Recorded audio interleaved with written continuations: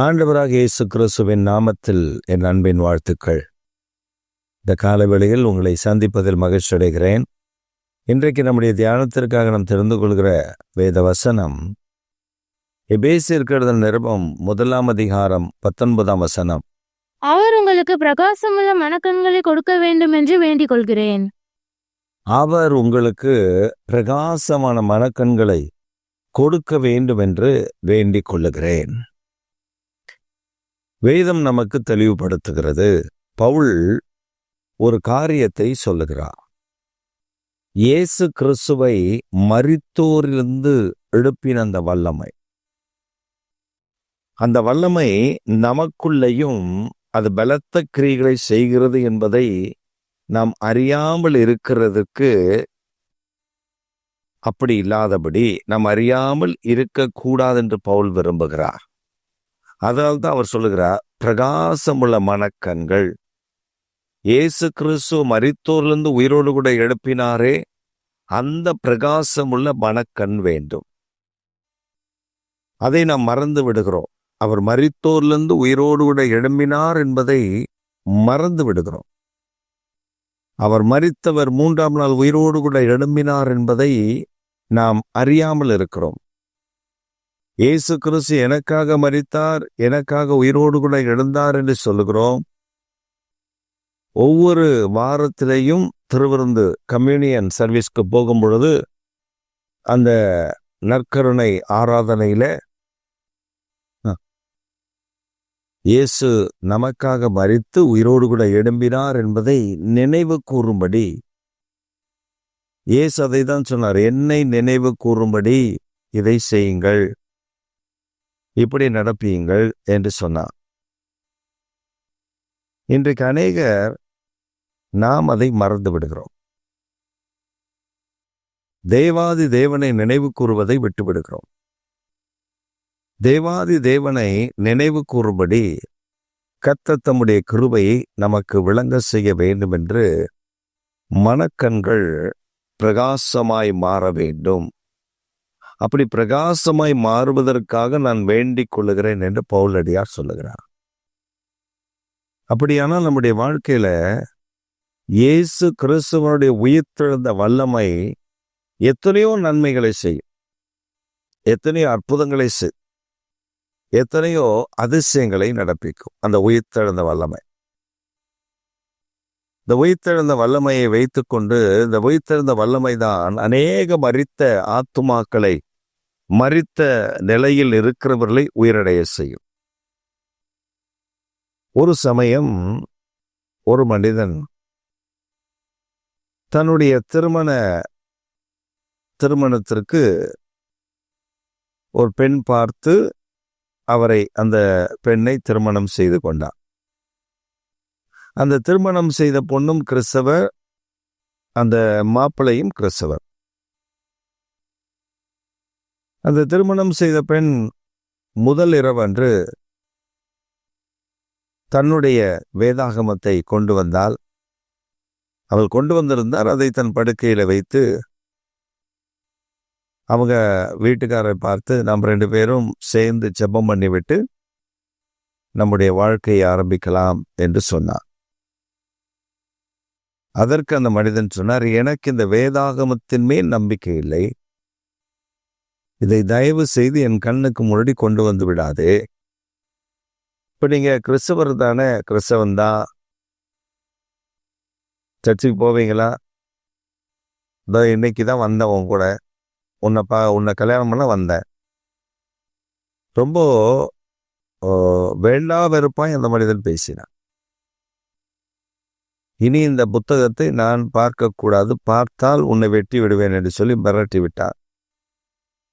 அந்த அம்மாவும் அந்த வேதத்தை எடுத்து ஒரு இடத்தில் மறைத்து வைத்து விட்டார்கள். நாட்கள் உருண்டோடினது, காலங்கள் உருண்டோடினது. 2 பேருக்கும் நல்ல வயதாகிவிட்டது. அவருக்கு ஒரு 50-55 வயது இருக்கும், அந்த அம்மாவுக்கும் ஒரு 50 வயது இருக்கும்.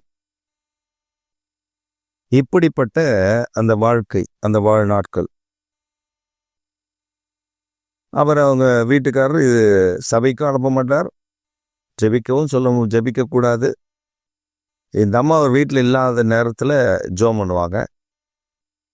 இவங்களுக்கு அர்ஜென்ட்டாக ஜெபிக்கணும்னா பாத்ரூமில் போய் ஜெபம் பண்ணுவாங்க. இது அவர்கள் வழக்கமாக வைத்திருந்தார்.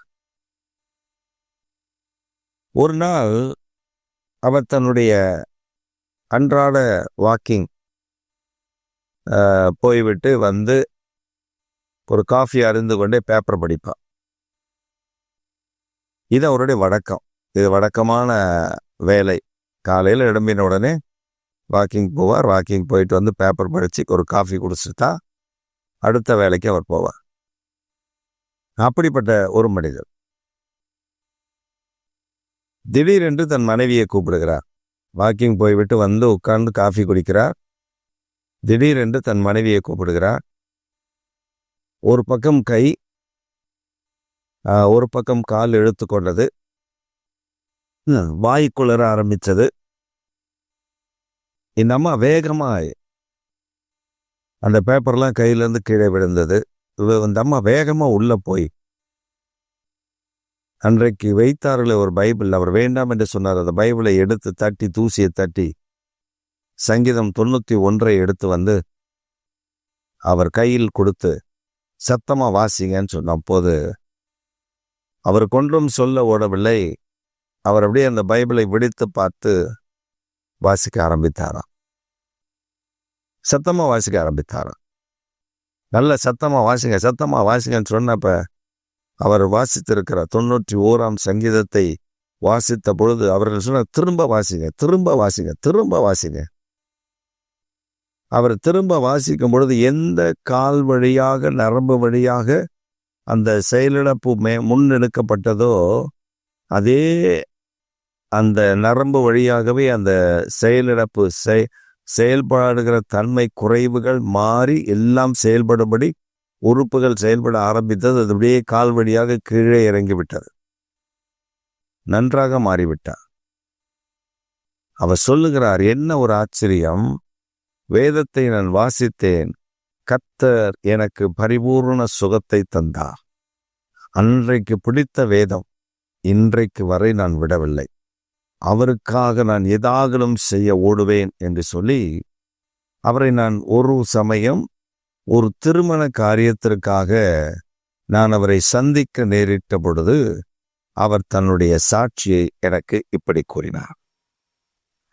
பிரியமான கர்த்தருடைய ஜனமே, கர்த்தருடைய பிள்ளைகளே, இயேசு கிறிஸ்துவனுடைய உயிர்த்தெழுந்த வல்லமை அவர் வார்த்தையில் இருக்கிறது. அந்த வார்த்தையில் அந்த வல்லமை இருக்கிறது. உயிர்த்தெழுந்த வல்லமை அந்த வார்த்தையில் இருக்கிறது. உயிர்ப்பிக்க பண்ணுகிற அந்த வல்லமை அந்த வார்த்தையில், ஜீவனுள்ள வார்த்தையில் இருக்கிறது. இயேசு தம்முடைய ஜனங்களை பார்த்து, குருடனை பார்த்து, முதலாவது குஷ்டரோகி ஒருவன் வருகிறான், அவனை பார்த்து கேட்கிறார், உனக்கு நான் என்ன செய்யவேன்? சுத்தமாக்கவேன். நான் சுத்தமாக்க முடியுமா? முடியும், விசுவாசிக்கிறேன், அப்பொழுதே நீ சுகமாவாய். அவ்வளவுதான். அந்த வார்த்தையின் வல்லமை புறப்பட்டு போய் அவரை சுகமாக்கினது. அற்புதம் நடந்தது. அதிசயம் விளங்க பண்ணது. கர்த்தர் ஆச்சரியமான காரியங்களை கர்த்தர் செய்தார். அது மாத்திரமல்ல, நீங்க 38 வருட வியாதி, எவரினுடைய மகள், வாலிபன், மரித்து போன வாலிபன், இந்த வாயிலிருந்து புறப்பட்டு வந்த வார்த்தை, உயிர்த்தெழுகிற வல்லமை பொருந்திய வார்த்தைகள். இன்றைக்கு ஆண்டவர் அந்த உயிர்த்தெழுந்த வல்லமை பொருந்திய வார்த்தைகள் நமக்குள்ள இல்லை என்பதுதான் அவருடைய ஆதங்கம். அதனால்தான் அவர் சொல்லுகிறார், நீங்கள் உங்கள் மனம் கண் பிரகாசம் அடைந்து அதை காண வேண்டும் என்று உங்களுக்காக நான் வேண்டிக் கொள்ளுகிறேன். அந்த வல்லமை இழந்துவிடக்கூடாது. அது உங்கள் வாழ்க்கையில செயல்பட வேண்டும். வியாதியா? இயேசுவின் நாமத்தினால, இரத்தத்தினால ஜெபிக்கும் பொழுது அவருடைய உயிர்த்தெழுந்த வல்லமை ஒரு வார்த்தையில புறப்பட்டு வரும். இன்னைக்கு அநேக வசனத்தை வைத்து ஜெபிக்க பழகவில்லை. நீங்கள் வசனத்தை வைத்து ஜெபிக்க பழகி பாருங்கள். குமாரன் விடுதலையாக்கினால் மெய்யாகவே விடுதலை ஆவீர்கள். நானே உன் பரிகாரிய கர்த்தர். பலத்தினாலும் அல்ல, பராக்கிரமத்தினாலும் அல்ல, என்னுடைய ஆவியினாலே ஆகும் என்று சொல்லப்பட்டிருக்கிறது. இந்த வார்த்தைகளை பயன்படுத்தி பாருங்கள். ஜீவனுள்ள தேவனுடைய வல்லமை புறப்பட்டு வந்து ஜனங்களை விடுதலை செய்கிறதை பார்க்க முடியும். நமக்கு ஒரு விடுதலை உண்டாகிறதை பார்க்க முடியும். குமார இயேசு கிறிஸ்துவின் இரத்தம் சகல பாவங்களை நீக்கி நம்மை சுத்திகரிக்கும் என்று சொல்லப்பட்டிருக்கிறது. அந்த இரத்தத்தின் வல்லமை நம்மை குணமாக்கும். இந்த காலவேளையிலே கர்த்தர் உங்களை இந்த உயிர்த்தெழுந்த வல்லமை பெற்று அனுபவிக்க வேண்டும் என்று விரும்புகிறார். அதை பெற்றுக்கொள்ளுங்கள். அவருடைய உயிர்த்தெழுந்த வல்லமை வார்த்தையில், ஜீவனுள்ள வார்த்தையில் அது வல்லமையாய் இருக்கிறது. பயன்படுத்தி பாருங்கள். கர்த்தர் பெரிய காரியங்கள் செய்ய, எதில் அற்புதம் நடக்க வேண்டுமோ வாக்குத்தத்தங்களை சொந்தெடுத்து பாருங்கள். மேன்மையான காரியங்களை காண்பீர்கள்.